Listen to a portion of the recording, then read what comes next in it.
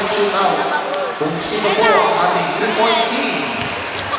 Makikita mo po muna yung ating mga players sandali para i-award yung ating 3-point king.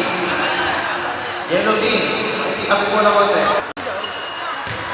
Our 3-point king, 2009 Manila Basketball League.